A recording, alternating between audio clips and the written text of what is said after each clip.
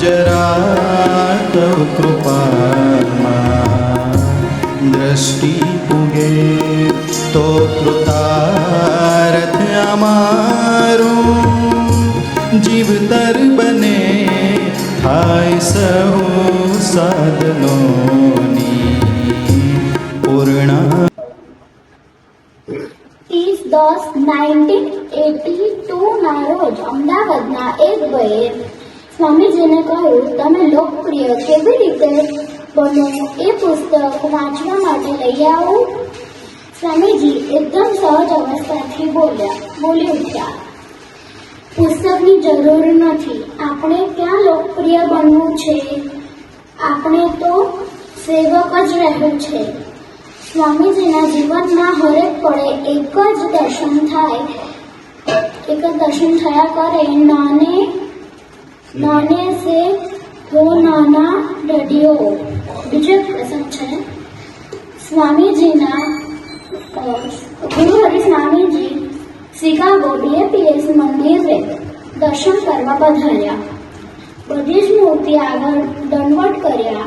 આ જોઈ એક ટ્રસ્ટી સ્વામીજીને પૂછ્યું, તમે ઠાકોરજીને દંડવત કર્યા એ સમજી, પણ સુખ સૈયા આગળ પ્રમુખ સ્વામીને શું વિચારથી દંડવત કર્યા? ત્યારે સ્વામીજી બોલ્યા કે, હે પ્રમુખ સ્વામી, સંકલ્પથી પણ નહીં, તમને ઓશિયાળા ન કરું એ સ્વામીજીનું દાસત્વ, સ્વામીજીનો સુરત ભાવ કલ્પનાતીત છે. સજાનંદ સ્વામી મહારાજની જય.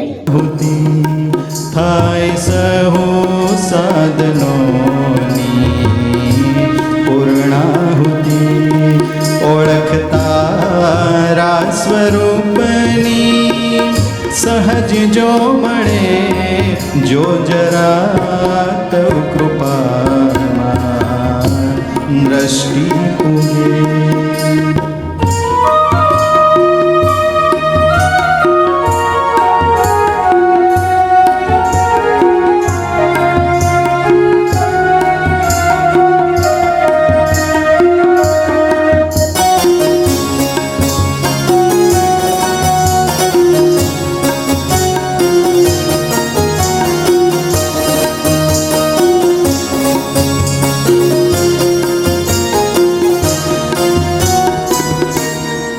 આદરી સાધના કંઈક જન્મો તણી